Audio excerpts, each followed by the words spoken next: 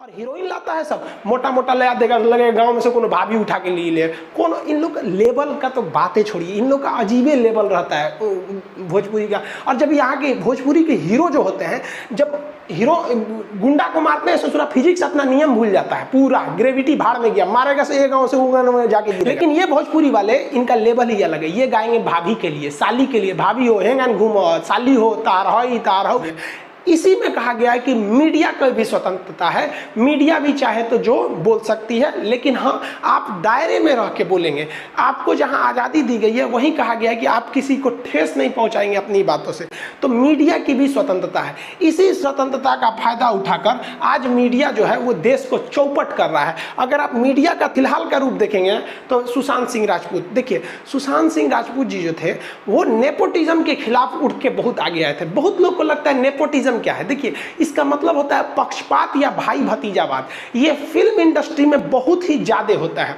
जैसे श्रीदेवी तो रही नहीं, लेकिन हम कंफर्म कहते हैं कि उनकी बेटी हीरोइन हो जाएंगी। शाहरुख खान का बेटा हीरो हो जाएगा, जैकी श्रॉफ का बेटा हीरो हो ही गया, क्या नाम है उनका, कौन सा श्रॉफ, टाइगर श्रॉफ। ये क्या है, भाई भतीजावाद। इंडियन फिल्म इंडस्ट्री जो है हॉलीवुड ना, ये क्या है, हॉलीवुड नहीं बॉलीवुड। तो ये क्या चीज है, ये एक भाई भतीजा, यानी अगर किसी के बाबा या दादाजी अगर कुछ भी हीरो है ना तो उनको हीरो होना फिक्स है। आप इसका एकदम अच्छा एग्जांपल समझिए। एक क्रिकेटर विराट कोहली ने शादी किया अनुष्का शर्मा से। अनुष्का शर्मा हीरोइन है। अब इनसे जो लड़का पैदा होगा, मान लीजिए कि वो बेटा पैदा हुआ सपोज, अब वो बेटा चाहेगा कि हम पिता की तरह क्रिकेटर बने तो कंफर्म नहीं बन पाएगा, क्योंकि अगर उसमें योग्यता है तभी वो भारतीय क्रिकेटर इंडस्ट्रीज में आ पाएगा। लेकिन अगर वो क्रिकेटर नहीं बन पाया ना, तो हम आपको 110% गारंटी देते हैं कि उनकी जो मम्मी है अनुष्का शर्मा, उसको तो हीरो बना ही देंगी। ये होता है नेपोटिज्म। यानी अगर आपका बॉलीवुड में पहुंच है तो आप हीरो बनना फिक्स है, नहीं तो लात जूता खाते रहिए। ऐसे नेपोटिज्म के खिलाफ हमारे सुशांत सिंह राजपूत बढ़ चढ़ के हिस्सा लिए और एक मुकाम तक पहुंचे। भगवान उनकी आत्मा को शांति दे, सीबीआई जल्दी से जांच करे, जो गुनहगार हैं उन्हें कड़ी से कड़ी सजा दे। लेकिन मीडिया क्या कर रहा है, एक सुशांत सिंह राजपूत के लाश पर राजनीति हो रही है। और हम सुशांत सिंह राजपूत को भी कहते हैं ना कि भैया हम आपको गारंटी कहते हैं, अगर बिहार में चुनाव नहीं होता ना तो लोग आपको, ये जो नेता लोग आपके रहनुमा बन रहे हैं ना, वो नहीं बनते। आप याद कीजिए जब आप केदारनाथ मूवी लाए थे, लोग आपको गालियां दे रहे थे कि लव जिहाद को बढ़ावा दे रहा है। यही व्यक्ति है ना कि हम गालियां दिए थे। आप उठा के केदारनाथ की जब मूवी आई थी तो नेट पे सर्च करिए, लोग इन्हें गालियां दे रहे थे। लेकिन अब क्या है, चुनाव है तो सब चीज कर दोगे, वो अलग मैटर है। इसमें कूद गई ई बहन जी, कंगना रनौत, इनके साथ भी गलत हुआ।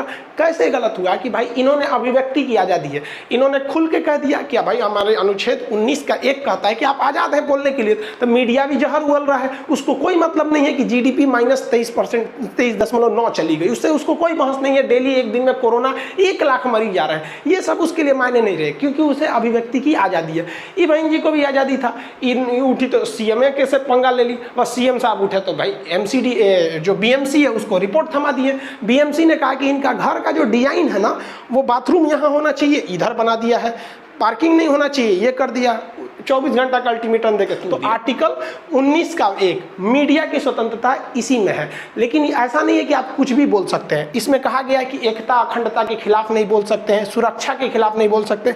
इसी में एक मोरल, किसी से अभद्र भाषा का प्रयोग नहीं कर सकते हैं। इसी में रिपब्लिक टीवी वाले को पकड़ लिया जो ड्रग डो चिल्ला रहे थे, उसको उन्होंने उद्धव ठाकरे मुख्यमंत्री को बोल दिया। उन्होंने कहा कि भैया हमारे सम्मान के खिलाफ बोल दिए, आप मोरल के खिलाफ नहीं बोलना चाहिए। तो इनको मीडिया को भी स्वतंत्रता। अगर आप देखिए अभिव्यक्ति की स्वतंत्रता का दूसरा दुरुपयोग तो ये भोजपुरी वाले लोग कर देते हैं।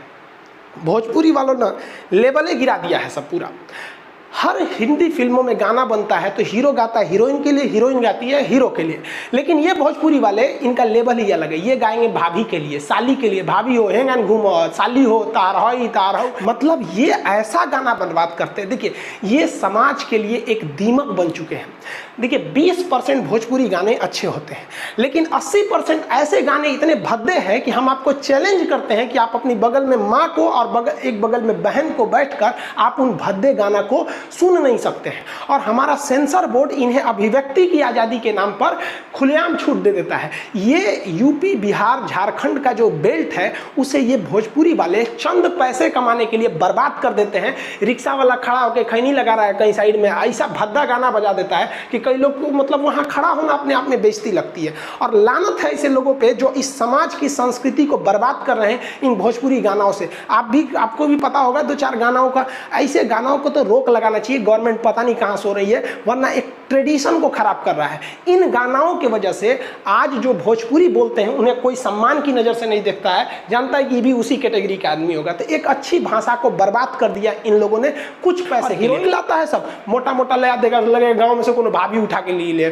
कौन। इन लोग लेवल का तो बातें छोड़िए, इन लोग का अजीबे लेवल रहता है भोजपुरी का। और जब यहाँ के भोजपुरी के हीरो जो होते हैं, जब हीरो गुंडा को मारते हैं ससुरा फिजिक्स अपना नियम भूल जाता है, पूरा ग्रेविटी भाड़ में गया, मारेगा से एक गांव से वो गांव में जाके गिरेगा।